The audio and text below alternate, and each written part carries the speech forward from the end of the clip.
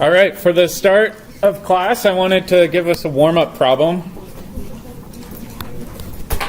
And I want you guys to show all three steps of this radical halogenation. And I've got Br2, UV light, and I want to know what the product is. This could very well be on your exam.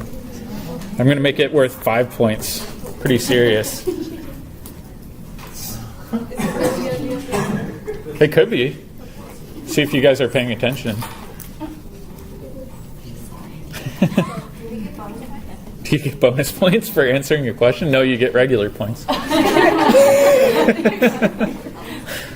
right, step one. Let's do the full mechanism. What should we do? Homolytic cleavage, which is our initiation step. So we'll show that with our single barbed arrows. And we'll get 2 bromine radicals. Step 2 is propagation. So what are we going to do with propagation? Create HBr. So we'll do a hydrogen abstraction. And the question is, what hydrogen on this starting material are we going to abstract? Yeah, the one off the tertiary carbon. So we've got a hydrogen right here. Why do we grab that one? Whoops. Yeah, it forms the most stable radical. The radical that results is on a tertiary carbon that's stabilized through hyperconjugation. Therefore, it's going to be the most stable, and we form HBr. All right, what's the next step? Not quite. We're not done with our propagation. We need to regenerate that bromine radical. Yeah, it's going to react with another equivalent of bromine. So this radical will reach down, abstract one of these bromines, and we'll reform our bromine radical.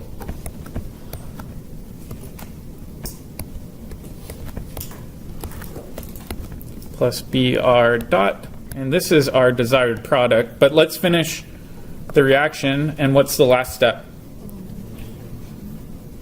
Termination. So just to be thorough, let's draw termination where we just reform bromine. It's the easiest one to draw.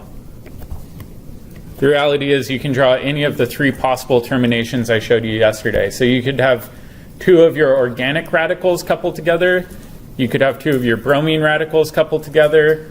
Or you could have a bromine radical and your organic radical coupled together to give you another product out. So let's finish this box. Oops.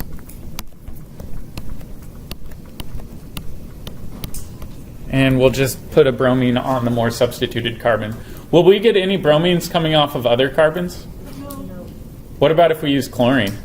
Yes. Yeah, chlorine we said is really not good at being regioselective, where bromine is. Bromine will always add to the most substituted site that's available. Okay, perfect. I'm thinking ahead. Scroll down.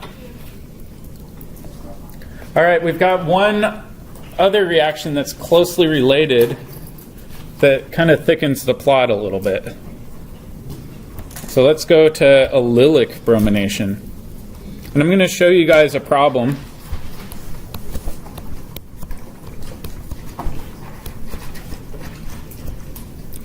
Let's say I want to do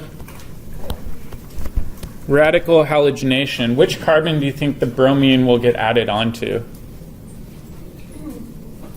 Do you think it will get added on here? Sure. Yes. Let's go back. And I think it was back here where I said that allylic protons form resonance stabilized radicals, which means they're the most likely to be abstracted during a radical reaction. So going back and relooking at this problem, do you think that green one's going to be allylic? No, that's vanillic. Where are the allylic protons? On the top and the bottom, right? Those are allylic, so if we abstract a proton, we form a resonance stabilized radical. We could do either site. And ideally, we would get something that looks like this, plus it's an enantiomer. However, there's a problem. This is a minor product. Yeah, right? What do you think the major product's going to be? I'll give you guys a hint. I said during that initiation step, you're only forming a really small amount of bromine radicals in solution. The majority of it's going to be Br2 floating around. If we have Br2 floating around and an alkene, what can happen? Addition, right? So in this case, if we have bromine around that is not initiated, it'll do anti-addition of two bromines across that double bond.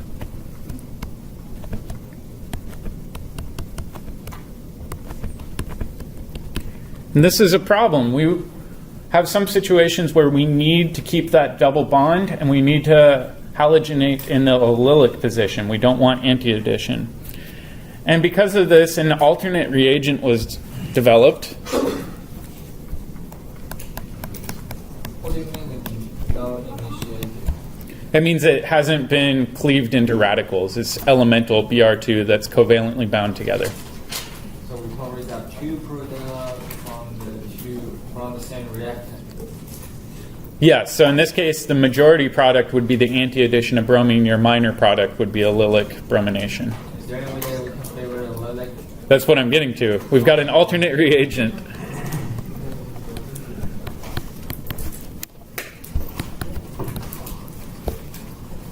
This alternate reagent has a nitrogen and a 5-membered ring, 2 carbonyls coming off, and then a bromine that's covalently bonded to that nitrogen. This is called N-bromosuccinimide.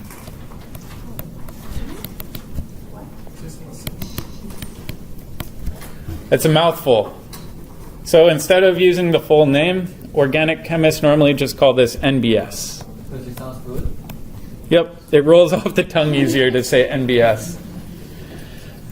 The nice thing with using N-bromosuccinimide or NBS is you can cleave off this bromine using UV light and it will form a radical.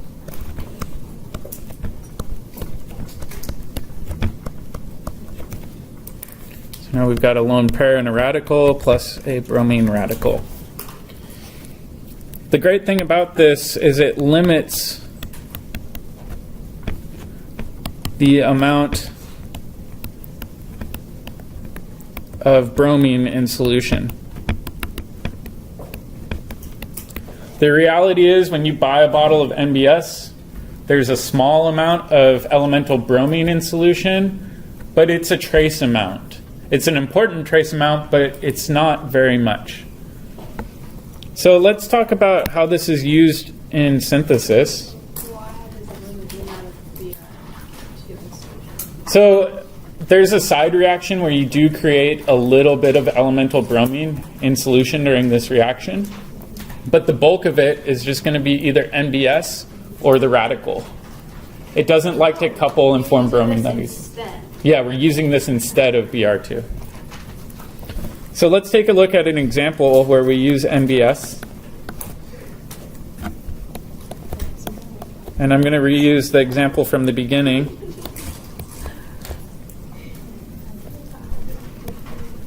So we're going to use NBS and UV light.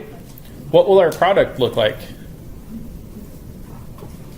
If you had to hypothesize without even doing a mechanism. Yeah, the minor product from earlier, right? We said the allylic protons form the resonance stabilized radical. So in this case, our product will be bromination in one of these positions, and we would end up with the enantiomer as well. And there are no / little side products. So we limit the amount of addition or completely eliminate it altogether. Yep? So only when we use Br2 not initiated, we get the major product?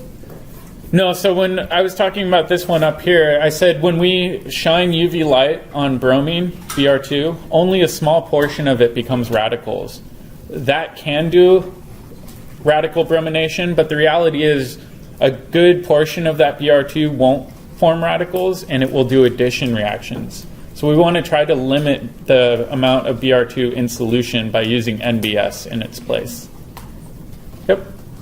So with that whole process, they're also radicalize the halogenated alkene? Would it radicalize that? So you're saying if we added in more Br2 and UV light, would it add more bromines on after the addition? Yeah, right. Yeah, you could potentially over-brominate if you really were pushing it hard. Yeah. That's a good question. Normally people aren't looking to make that product. They're looking to make the allylic brominated product, and so they use NBS exclusively though. All right, I've got another example for you guys. In this example, I've got an alkene here. And I want us to go through and do the full mechanism. So let's do the full mechanism rather than just guessing what product might form.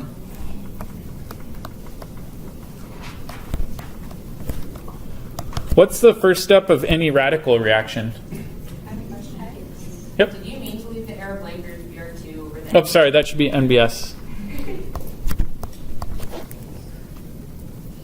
First step? Initiation, but this time we're going to initiate NBS.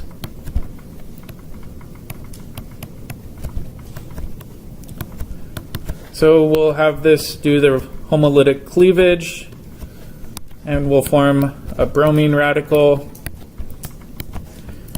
plus our NBS radical.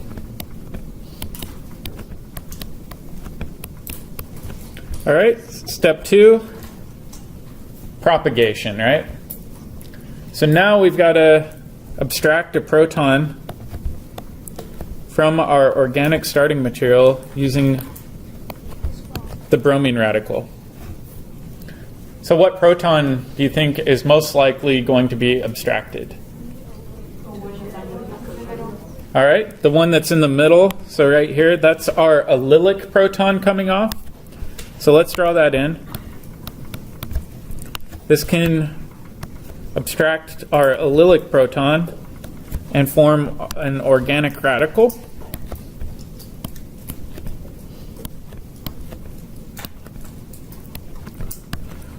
Why is this radical so special? It's tertiary and what else?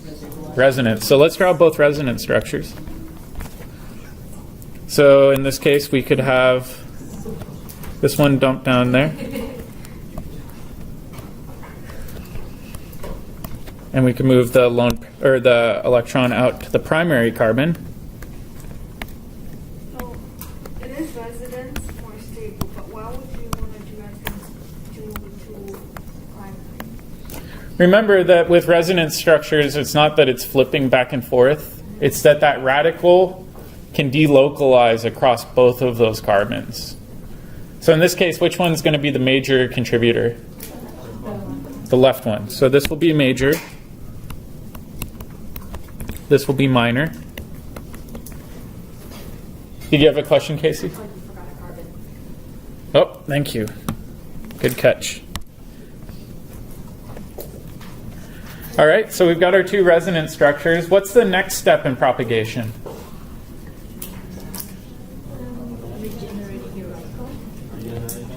It's got to react with another equivalent of bromine in this case. I told you guys bromine was a trace factor in this equation. So if we do have a little bit of bromine around,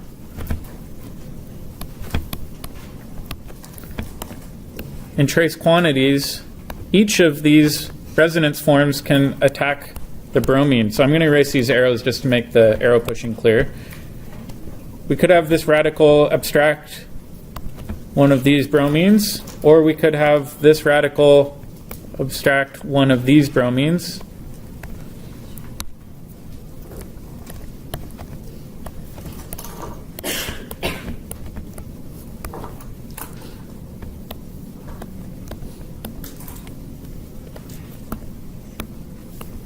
Which one do you think is going to be the major product?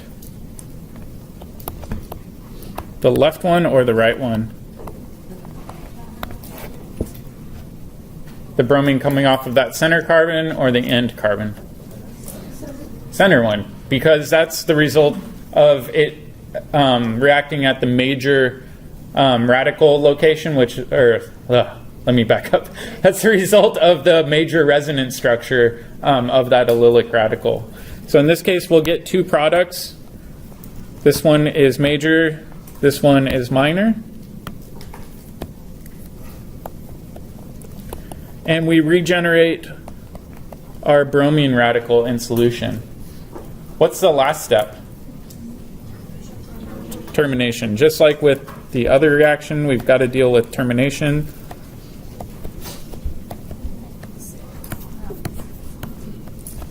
So we'll have two bromine radicals, for example, coupled together and reform that trace bromine that is essential in solution.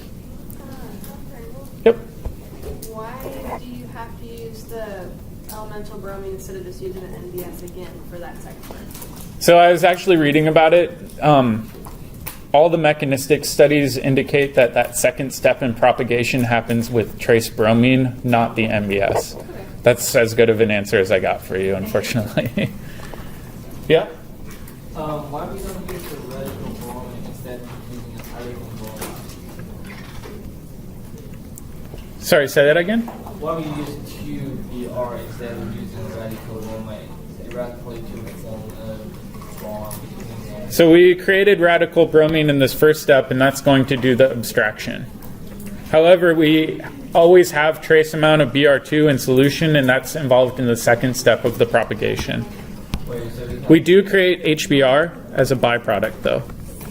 and what about Br2? Where do we get Br2? Because you only added NBS in the solution. So I told you guys Br2 is always present in trace quantities anytime you buy a bottle of NBS. It's there in a very, very small quantity. We don't want very much of it because we don't want addition reactions to occur, but in a really, really small quantity, it's okay. Oh, so you mean when we buy an NBS solution, it just defaults set as NBS plus some. Plus a little bit of Br2, yeah. Okay. Yep. But when we're writing out the reaction, just writing NBS and then the light is sufficient. We don't have to be like NBS comma BRT. No, yeah, you just need NBS and UV light if you're writing it out. It's assumed to have a trace amount of bromine anytime you deal with NBS. All right, we've got one last reaction to cover before our exam. And this goes back to Chapter 9 chemistry. So back in Chapter 9, I said when we do anti-Markovnikov addition of bromine, not to worry about the mechanism because we're going to cover it in Chapter 11. It's coming to fruition. So let's take a look at this example problem. I'm going to react this with HBr. Where's the bromine going to add? Yes, the more substituted side. And we said that this is Markovnikov.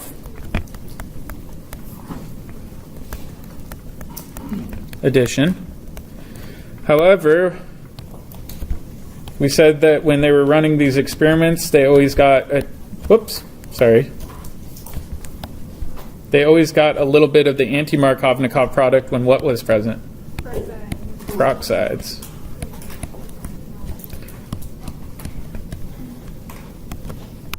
This is anti-Markovnikov.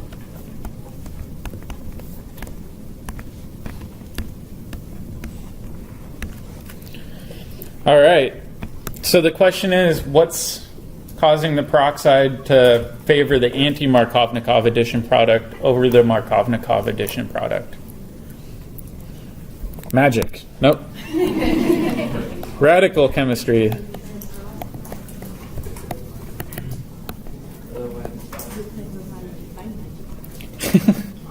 So first step with any radical reaction, initiation.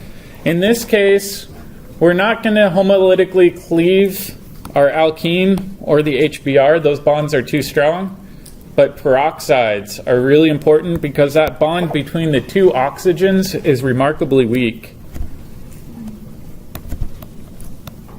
So the oxygen-oxygen bond will homolytically cleave and will form two radicals.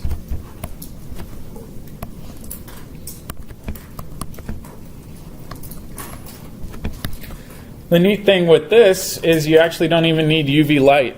Peroxides are so weak that heat will do the job. All right, so we've got our reactive radical species. Now we're almost there. It goes one step further, and this time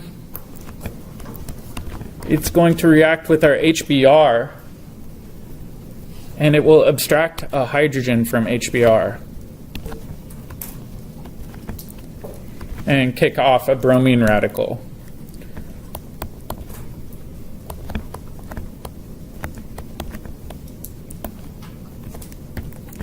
The bromine radical is what we need for this bromination to occur, right? All right. So second step. Propagation. We've got this alkene.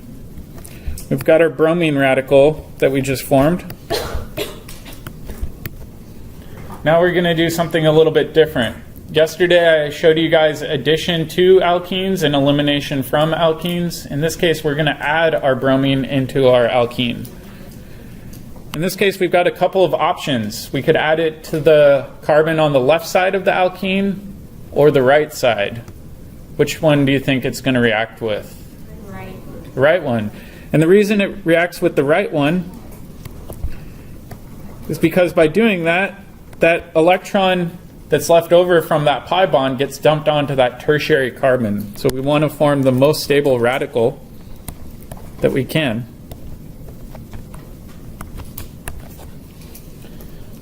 All right. We're not quite done. We've got to regenerate our bromine radical so that the propagation is complete. But we've got more HBr around in solution. So this can do a hydrogen abstraction and steal one of the hydrogens from an HBr and kick off a bromine radical.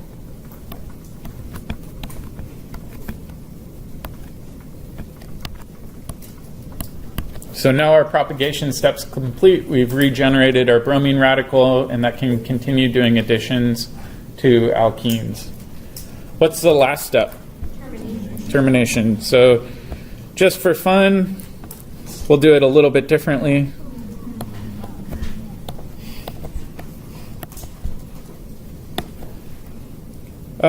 Actually, sorry. I'm changing my mind. I'm ruining your notes. So we might actually have termination with two small equivalents of bromine. So why doesn't it react with HBr? Because during termination, we need to eliminate all the radicals present in solution. So maybe for this last step, we could make elemental bromine. All right, so pretty similar reaction with a couple of caveats. The main thing to remember is the reason it goes anti-Markovnikov is because of this important intermediate. We always want to form the most stable radical, which is why we get our our anti-Markovnikov product. Yep. Wouldn't it be possible for the bromine to react with the hydrogen to get a radical that was allylic to the bromine bond? Does that make sense? Bromine to react with one of the allylic positions? Yeah.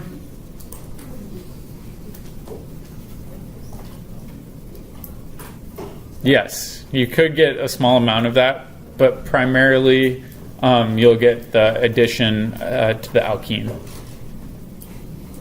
You might get a trace quantity. The reality is radical reactions oftentimes don't give you 100% of one product. You get mostly one product and a little bit of other junk that you have to purify out at the end. So I thought that resonance stabilized molecules were more stable than tertiary terms, radicals.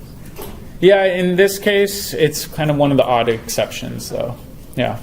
Okay. Sorry I don't have a better answer than that. All right, since we've got a little bit of time to kill, I'm going to introduce polymers, but you don't have to know the reactions behind them. We're going to cover that when we come back. Yep. Is there a way to put preference on a specific type of termination? Like if you wanted to regenerate the same as the product that you were trying to get out? Or? No, terminations, because you're dealing with really reactive radicals, they'll happen spontaneously at the end of the reaction. I don't know of any way to really control them. Typically, they get trapped or coupled. Yeah. All right. Polymer chemistry. The reality is, with organic chemists, about 60% of us work exclusively in the polymer field. Polymer chemistry is huge due to the amount of polymers that we use in day-to-day life. Now we can talk about the chemistry behind them, though. The chemistry behind a lot of polymerizations involves alkenes, and we use these alkenes as monomers.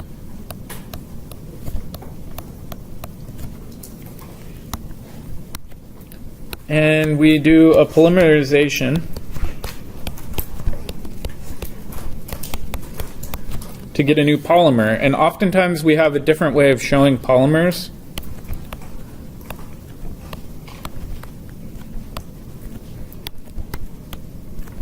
Polymers are theoretically infinite chains, so we put brackets around them. And then oftentimes there's a number down in the bottom to indicate how many repeat units are in that monomer. Theoretically, they could go on forever.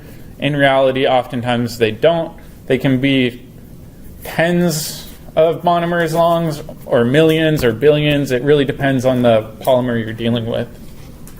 So let's take a look at some different types of polymers and their respective monomers.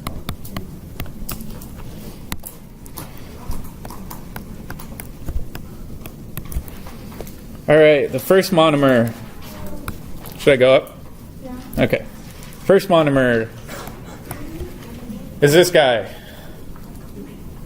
What is that? C2H4. The little n is just a number, so it could be any number of repeat units. So the first monomer we're looking at is C2H4, or ethylene. This is the stuff that causes fruit to ripen more quickly. So if you have fruit that doesn't ripen on your counter, the trick is throw it in with other fruit in a closed bag. They'll produce ethylene that will cause all of the fruit in the bag to ripen more quickly. So ethylene is a really interesting molecule, but we can polymerize it. And so let's draw its polymer. Its polymer is just a continuous length of carbon atoms. Actually, shoot. I need these to be longer. There we go. H, H, H. And what do you think the polymer is called?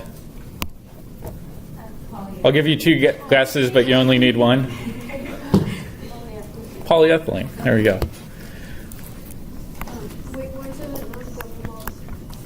So I'm going to cover the reaction behind this, but anytime we polymerize an alkene, we turn it into a long alkane chain. Do you usually try and assume hydrogens for polymers, or is that just for this example? That's just for this example. I'll show you some other examples in a second. Yep. And then when we're writing polymers, do you want to add an N on the bottom? Yeah, you should try to indicate that it's a repeating unit. If you add N, we're not defining it as a specific polymer length. We're saying it's just a range of polymer lengths. All right, does anybody know what polyethylene is found in? Plastic. What types of plastic? Hard plastic. Hard plastic. So if any of you guys have a water bottle, like the little water bottle right there, that's made of polyethylene. Oftentimes when you look at the bottom of a bottle, you'll see HDPE. What does that mean? high-density polyethylene. So there's different grades of polyethylene. There's HDPE, which is high-density polyethylene, and then there's LDPE, which is low-density polyethylene. So if you guys are familiar with the squirt bottles that we have in lab, they kind of feel waxy. Same thing with bike bottles. If you've ever gone biking, you've got that water bottle that feels a little waxy. That's low-density polyethylene. This is one of the biggest commercial products on our planet that we synthetically make, and it's really nice because it's highly recyclable and very durable and strong.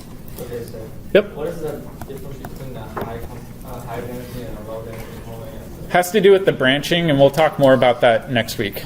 Oh, so density indicates The amount of branching that Oh, occurs. okay. Yeah. What's this next monomer called? It's got 3 carbons. Prefix for 3 carbons. Not everybody all at once. Propylene.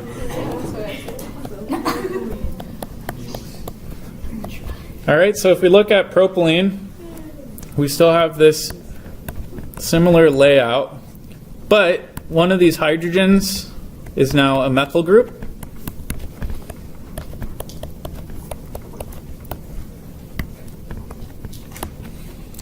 And so the polymer is going to be called polypropylene.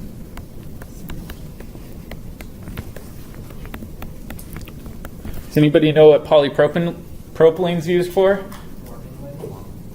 Warming layers. So if you ever go camping, you don't want to wear cotton clothing when it's raining, or else you'll be cold all week long. Polypropylene will keep you warm when it's wet, so it's commonly found in clothing. Does anybody else know the major polypropylene use? Give you a hint, it's below your feet. Carpet. Maybe some shoes, but mostly carpet. So polypropylene is another mass-produced polymer. Let's do another one.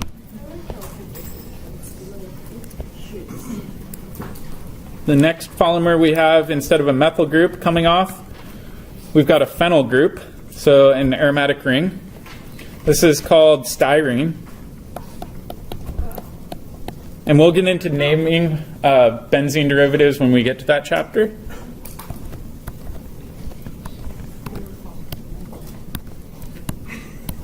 But we now have a phenyl group coming off of one portion of the chain, and it repeats. And what's this polymer called? Yeah, polystyrene. Oh.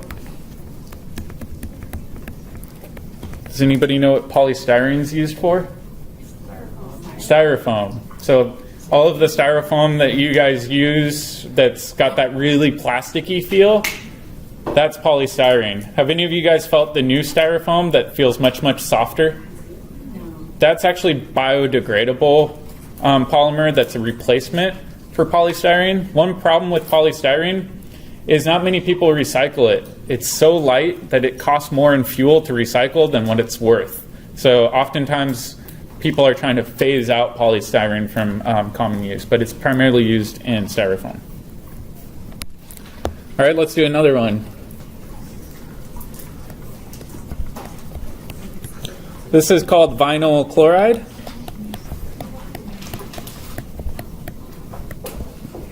So again, we've got this repeating polymer chain.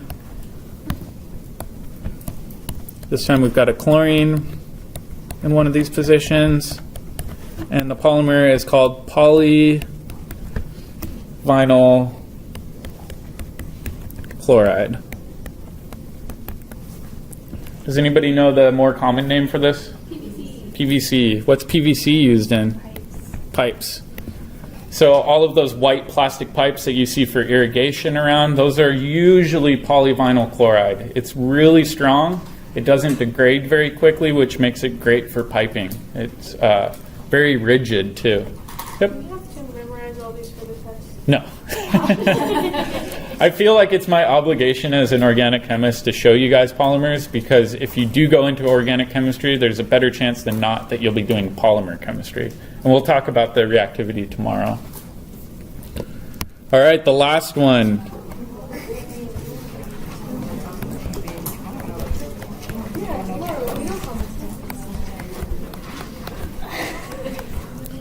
This is tetrafluoroethylene.